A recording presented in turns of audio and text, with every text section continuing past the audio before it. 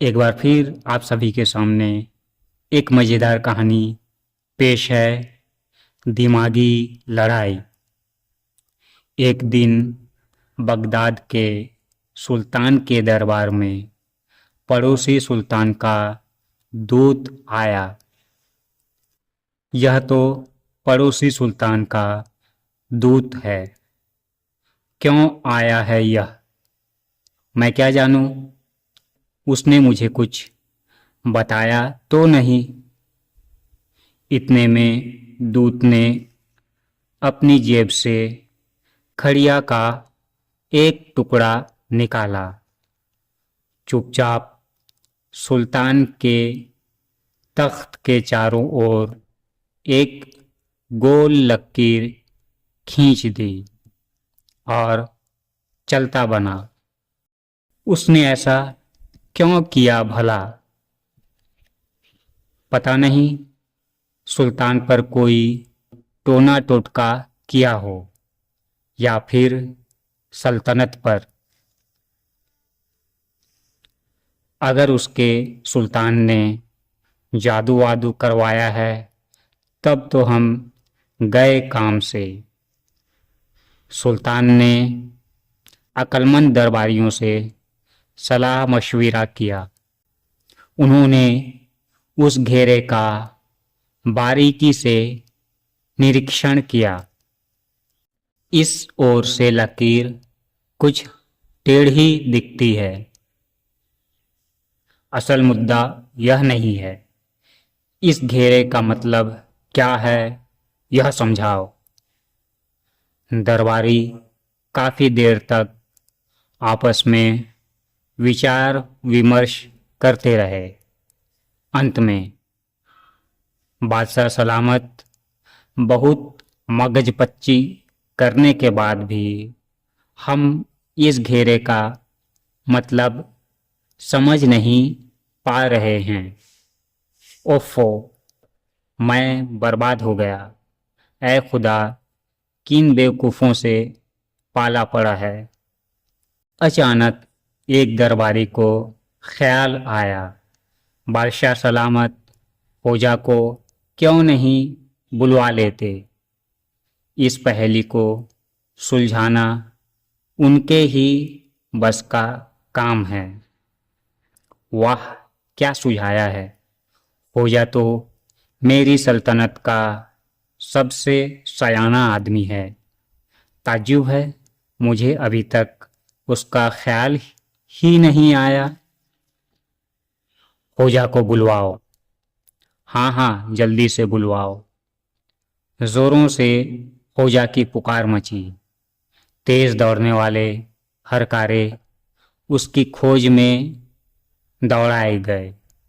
आहा होजा, उफ उफ, तुम्हें फौरन सुल्तान के दरबार में हाजिर होना है। क्यों भाई, क्या हो गया आखिर? होजा को हरकारे ने पूरा मामला बताया और इस पहेली को बुझने वाले को सुल्तान इनाम भी देंगे। इनाम? मैं चलता हूँ, पर कुछ सामान साथ में लेने पड़ेंगे। होजा ने बच्चों के खेलने के कुछ छोटे छोटे खिलौने और एक पालतू चूज़ा साथ में लिए और चल पड़ा महल की ओर। आओ होजा आओ, मैं तो बड़ा परेशान हूँ। ठहरो ठहरो। या अल्लाह, वह दूत फिर आ धमका। उसे मेरे पास आने दीजिए। चावल? वाह, अब तो इसका हमेशा के लिए फैसला करना होगा। आ हो जा, उसकी तो तुमने छुट्टी कर दी। भाई, मजा आ गया। हा हा हा, देखो कैसा भागा। हा हा हा, हम जीत गए। देखो कैसे दुम दबाकर भागा, डरपोक कुत्ते की तरह। हा हा। खोजा, उसकी तो तुमने छुट्टी कर दी, पर आखिर यह माजरा क्या था? मेरी समझ के बाहर है। सीधी सी बात है। वह आपको जता रहा था कि उसका सुल्तान आप पर चढ़ाई करेगा और राजधानी को चारों ओर से घेर लेगा। यह था आपके तख्त के चारों ओर लकीर खींचने का मतलब। ओह, अब समझा। पर तुमने उसके पैर पर बच्चों का खिलौना क्यों फेंका? उसे यह समझाने के लिए कि हम उनसे ज्यादा ताकतवर हैं। सीधे लफ्जों में मेरा मतलब था कि तुम हमारे सामने नीरे बच्चे हो। तुम्हारा भला इसी में है कि अपने घर में रहो और खिलौनों से खेलो। हा हा हा। इस पर हमें दिखाने के लिए उसके सुल्तान के पास बेशुमार फौजी हैं। उसने जमीन पर चावल के दाने फेंके। मैंने चावल चुगने के लिए चूजे को छोड़ दिया, जिसका मतलब था अगर तुमने सचमुच हमारे साथ लड़ाई छेड़ी तो तुम्हारा एक भी सिपाही जिंदा नहीं बचेगा। ही, सचमुच तुमने तो कमाल कर दिया। पर वह कुछ समझ तो सका ना? जरूर समझा होगा।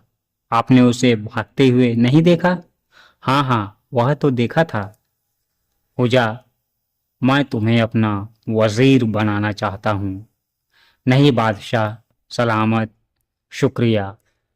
असल में मैं बड़ा मशगूल रहता हूँ।